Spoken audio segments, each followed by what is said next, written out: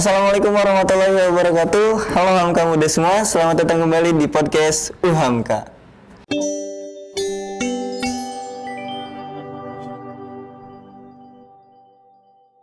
Halo Hamka muda, Raffi di sini dan di podcast Hamka episode ketiga hari ini kita bakalan bahas yang sedang ramai diperbincangkan di dunia pendidikan. Yaps, bener banget, yaitu tentang kuliah tatap muka. Dan spesial di episode ketiga hari ini sudah hadir bersama kita, yaitu Bapak Dr. Tri Wintolo Apoko MPD. Kita sapa terlebih dahulu. Assalamualaikum Bapak. Waalaikumsalam warahmatullahi wabarakatuh. Apa kabar hari ini Pak? Alhamdulillah baik Mas Raffi. Nah Pak, sebelum kita ngobrolin seputar kuliah tatap muka nih Pak, tapi penasaran nih, Bapak selama masa pandemi ini ngapain aja sih Pak? Kegiatan saya rutin ya sebagai dosen ya, tentunya memberikan pengajaran ya secara online ya atau secara daring kepada mahasiswa saya, dan tentunya saya menggunakan pola sinkronus dan asinkronus, yaitu sinkronus dengan tatap maya ya melalui Zoom atau Google Meet ya, atau melalui online learning Hamka ya dengan pola asinkronusnya. Dan kebetulan karena saya diberi amanah ya untuk mengawal proses pembelajaran yang ada di Hamka, jadi saya juga hadir ya di kampus ya, tapi tidak setiap hari ya. Jadi sehari masuk ya, sehari tidak ya. Jadi ada WFH, ada WFO lah seperti itu Mas Raffi. Berarti kalau untuk kegiatan selama masa pandemi lebih seringnya ngajar ya Pak ya, sama sering ke kampus gitu ya Pak? Betul ya, betul Mas Raffi. Nah selanjutnya Pak, kita masuk ke topik pembahasan kita hari ini Pak. Nah, untuk kuliah tatap muka ini kan sudah disetujui ya Pak oleh DPR RI. Nah, pandangan Bapak terhadap kuliah tatap muka ini seperti apa sih Pak? Kalau menurut saya ya pribadi dan kami yang ada di LP3 Hamka tentunya memandang hal ini positif ya. Ketika DPR menyetujui ya, bagaimana pembelajaran tatap muka itu bisa dilaksanakan, tapi memang perlu kehati-hatian dan perlu kewaspadaan. Kenapa? Karena kita cermati ya sejak pandemi ya tahun lalu ya, persisnya seluruh mahasiswa itu melakukan pembelajaran di rumah itu pertanggal 16 Maret 2020 ya, sampai sekarang itu kurang lebih satu tahun ya Pak? Ya setahun lebih lah, kurang lebih itu pandemi tidak usung surut ya. Nah ini yang memang menjadi kendala ya ketika memang pilihan kita harus daring atau kita coba tatap muka. Dan memang beberapa kebijakan ya tentunya dikeluarkan ya ketika DPR mengeluarkan atau menyetujui ya proses pembelajaran tatap muka ini ya. Kita ketahui ada surat keputusan bersama ya SKB 4 menteri ya, dari Menteri Pendidikan dan Kebudayaan, Menteri Kesehatan, Menteri Agama, dan juga Menteri Dalam Negeri itu bersepakat dan hasilnya menghasilkan sebuah panduan ya, panduan pembelajaran ya tahun ajaran 2020-2021 ya, baik di sekolah maupun di perguruan tinggi di masa pandemi COVID-19. Nah dari panduan tersebut ya atau SKB 4 menteri tersebut, maka keluarlah semacam edaran ya, edaran dari Mendikbud ya, itu nomor 6 tahun 2020 ya, terkait dengan penyelenggaraan pembelajaran di semester genap ya 2020-2021. Nah dari edaran Mendikbud turun lagi ya khusus untuk Dirjen Dikti ya di perguruan tinggi ya. Itu nomor 1 tahun 2021 ya, per Januari kemarin itu menerbitkan edaran Dirjen Dikti ya terkait dengan pembelajaran tatap muka dan daring atau yang kita kenal dengan istilah hybrid learning ya, yaitu menggabungkan ya pola pembelajaran tatap muka dan daring. Dan tentunya ketika bicara tatap muka, Dirjen Dikti juga perlu kehati-hatian ya. Di situ dikatakan di dalam edaran terutama sekali untuk mata kuliah praktik gitu. Ya, jadi mata kuliah praktik ya atau kegiatan-kegiatan yang ada di lab ya dan seterusnya, itu yang memang tidak mungkin dilakukan secara daring, memang mau nggak mau dilakukan secara tatap muka, tentunya dengan melaksanakan protokol kesehatan yang ketat. Nah, ini yang memang harus disiapkan ya oleh banyak perguruan tinggi termasuk UHAMKA dalam hal ini. Nah, jadi seperti itu gambaran kira-kira. Kami tentunya merespon positif ya, dan tentunya kita akan terus ya mencermati kebijakan-kebijakan yang akan nanti dikeluarkan oleh kementerian. Dan Mas Raffi kan tahu bahwasannya pemerintah ya itu mencanangkan ada pelaksanaan vaksinasi. Iya, vaksinasi ya, itu di bulan ya April, Mei, Juni buat mahasiswa dan dosen. Iya, betul Pak. Nah, mudah-mudahan ya ketika vaksinasi ini berjalan dengan lancar dan memang dilakukan seluruhnya ya kepada dosen dan mahasiswa, termasuk tenaga kependidikan ya yang mengawal ya. Itu Juli insya Allah bisa ya.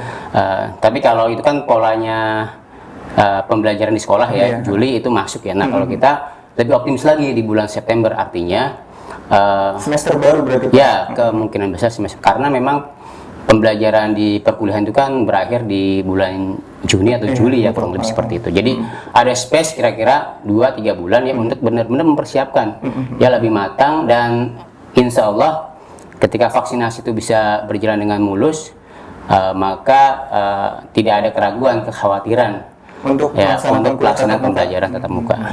Tapi sebenarnya seberapa penting sih Pak urgensitas dari kuliah tatap muka ini? Ya,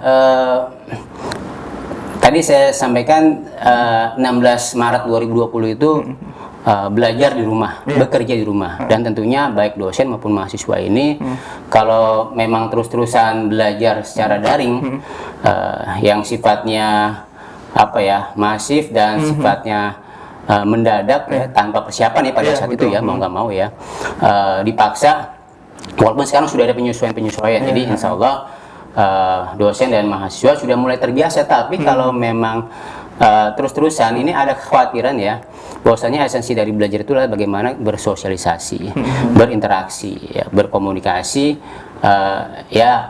antara seseorang ya, manusia ya dengan manusia lain ya. Betul. Dan yang kedua tentunya ada kekhawatiran ya sebagian ya dengan pembelajaran daring yang terus menerus ya, dan ya kemungkinan menurunkan kualitas pembelajaran. Menurunkan kualitas pembelajaran ya Pak? Ya, bisa jadi ya, bisa jadi, walaupun itu masih dugaan-dugaan ya, artinya untuk beberapa case ya, beberapa kasus mungkin bisa terjadi ya pada perguruan tinggi yang memang belum mempersiapkan pembelajaran daring dan baik ya, itu akan menurunkan kualitas, bisa jadi ya.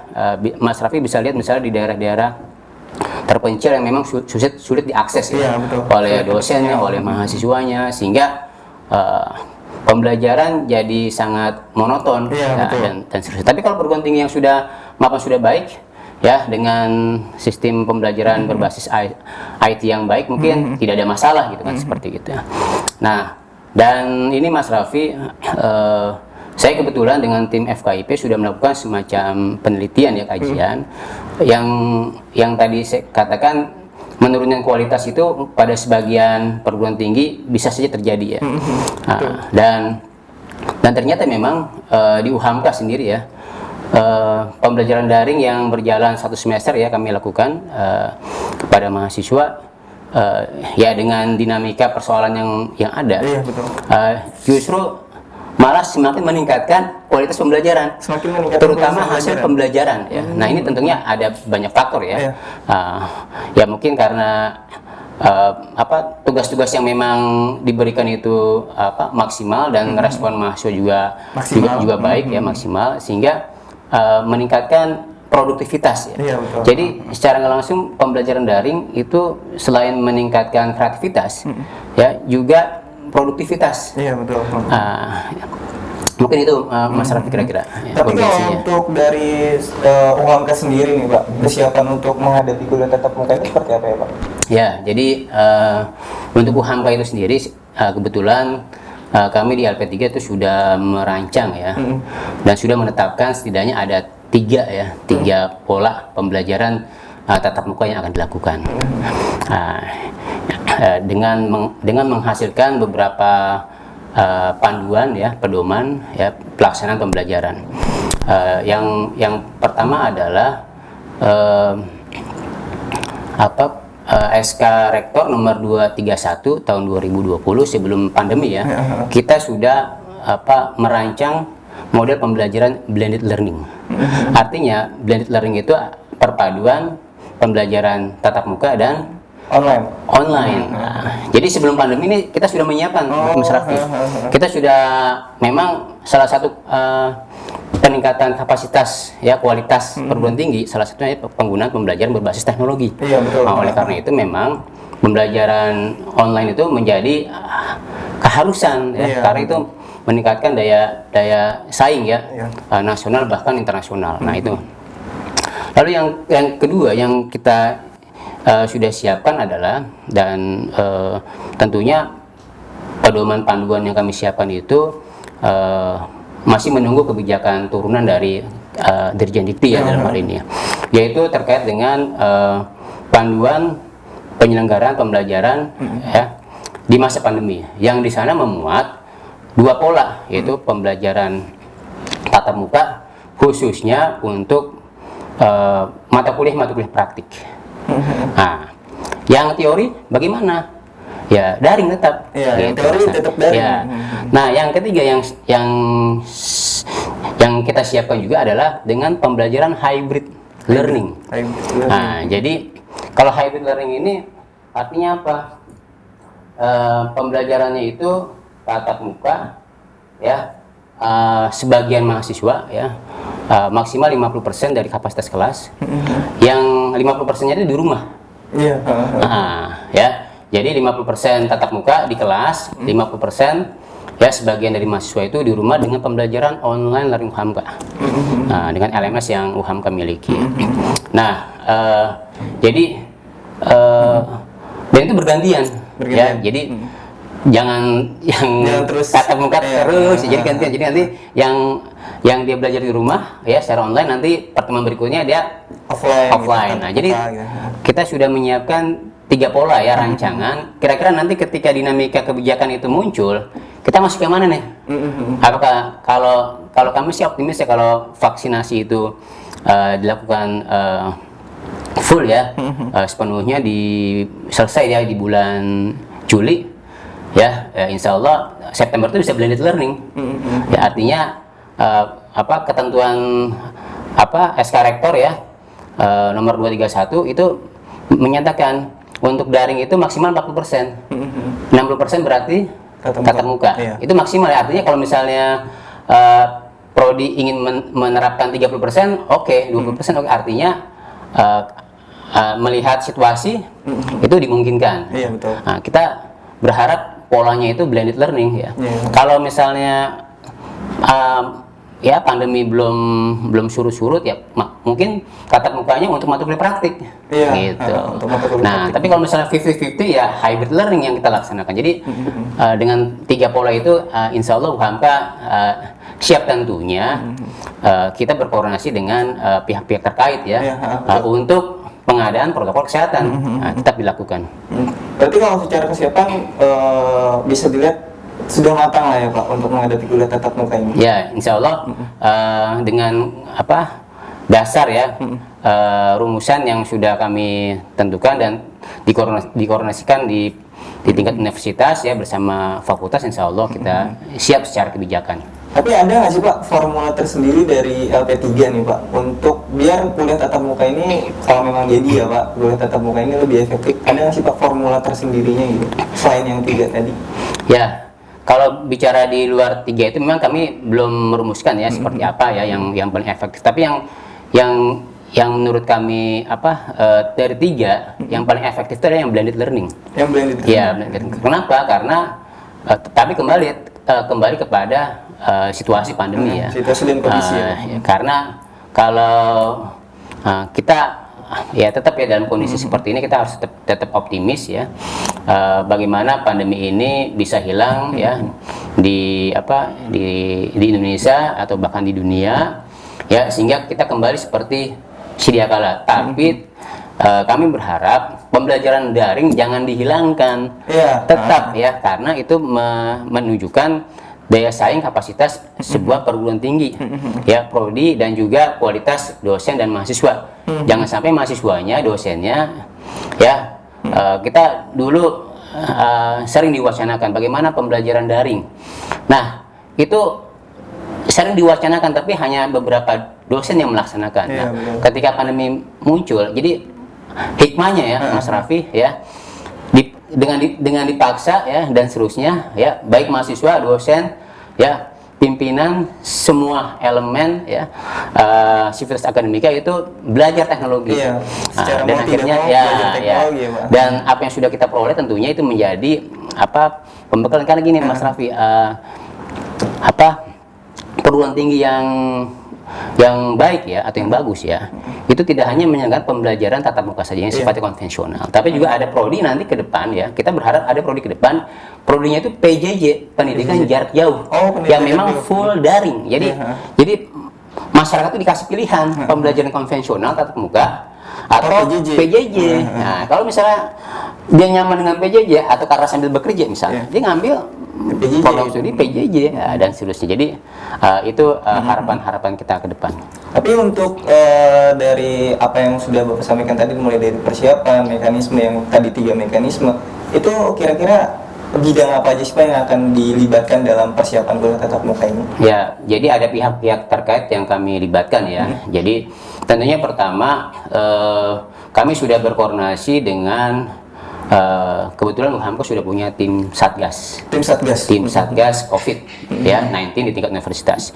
Kebetulan di sini biro aset ya. Kenapa biro aset? Karena biro aset ini yang mengadakan ya pengadaan ya untuk keperluan protokol kesehatan ya, dari disinfektan ya, sabun, masker ya, face shield ya, semuanya ya, termogan ya, itu kan harus disiapkan ya, oleh universitas yang nantinya akan didistribusikan ya ke fakultas-fakultas dan sekolah pasca sarjana. Nah, jadi ada tim satgas universitas, ada tim satgas fakultas dan sekolah pasca sarjana yang nantinya akan di tiap kampus itu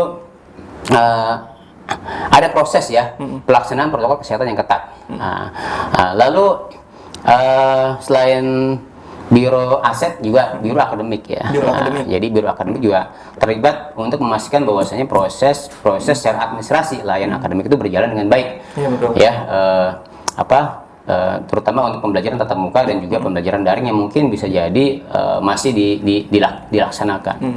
Dan tentunya pihak-pihak lain adalah pihak-pihak pimpinan fakultas ya, pimpinan program studi ya, termasuk juga pihak keamanan ya. Kenapa? Karena pihak keamanan itu adalah garda terdepan yang nanti ya dosen, karyawan, mahasiswa ya, atau masyarakat lainnya ya, apakah itu orang tua ya, itu akan memasuki area kampus dan disitulah proses pelaksanaan protokol kesehatan ketika memasuki gerbang. Nah, jadi seperti itu Mas Raffi. Nah, sekarang kalau kita bahas dari segi persiapan dari mahasiswanya nih Pak. Nah, apa aja sih yang harus disiapin sama mahasiswa untuk menghadapi kuliah tatap muka ini Pak? Ya, tentunya apa yang harus mahasiswa siapkan ketika pembelajaran tatap muka ini nanti diberlakukan. Tentunya kami berharap mahasiswa ini ya memperoleh izin dari orang tua ya, atau wali yang memang biasa sih yang usia di bawah 21 ke bawah ya. Nah, kalau udah di atas 21 ke bawah itu sudah mungkin tanggung jawab mandiri ya, atau tanggung jawab kalau dia sudah berkeluarga ya, apakah dia suami atau istri misalnya. Dan yang kedua tentunya mahasiswa itu dipastikan dalam kondisi fit ya, sehat ya. Kita berharap mahasiswa itu ya melakukan tes swab antigen ya, untuk memastikan ya lalu yang ketiga tentunya ya proses ketika dia di rumah ya, ya kondisinya sehat dengan cuci tangan pakai sabun ya, 3M ya. Ya pokoknya melaksanakan 3M ya.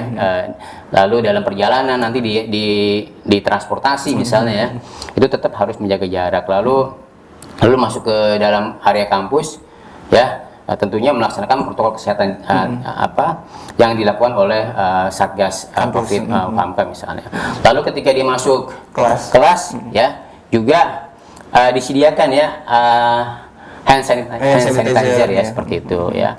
Lalu posisi duduknya sudah diatur ya. Jadi apa masing-masing itu berjarak ya minimal 1,5 meter. Dan ketika mereka berinteraksi juga jangan berkerumun dan seterusnya. Iya, jadi ya selesai perkuliahan juga demikian, jangan langsung kumpul ya nungguin temennya langsung pulang gitu ya. Iya, betul, Pak. Nah, langsung pulang. Nah ini yang kita khawatirkan ya.